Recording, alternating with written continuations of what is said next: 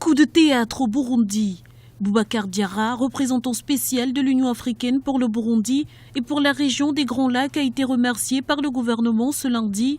Une décision qui traduit, selon certains observateurs, l'entêtement du président sortant, Pierre Nkurunziza, à se maintenir au pouvoir. Le remerciement de l'ambassadeur Boubacar Diarra, qui représentait l'Union africaine au Burundi, aussi dans la région des Grands Lacs, et dans la continuité de ce qui se passe au Burundi, notamment le troisième mandat du président Nkurunziza, un principe qui est interdit par les accords d'Arusha.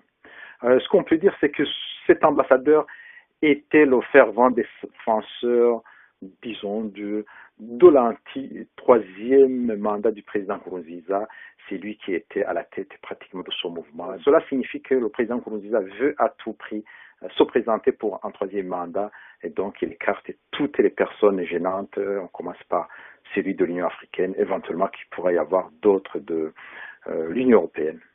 À 3 mois de l'élection présidentielle, la candidature du président Pierre Nkurunziza pour un troisième mandat continue donc de diviser, contestée aussi bien par l'opposition et la société civile que par son propre camp.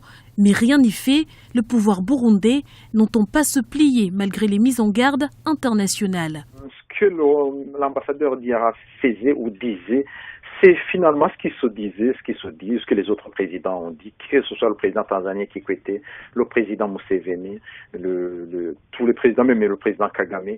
Donc, c'est le même message qui est transmis au président Nkurunziza.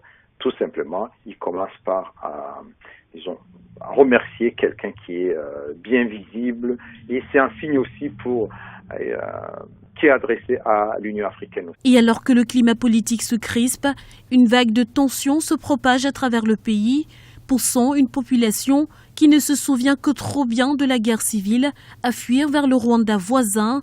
Un climat d'insécurité entretenu par les autorités selon certains observateurs. Le but étant de dissuader à quelques semaines des élections toute velléité de soulèvement populaire.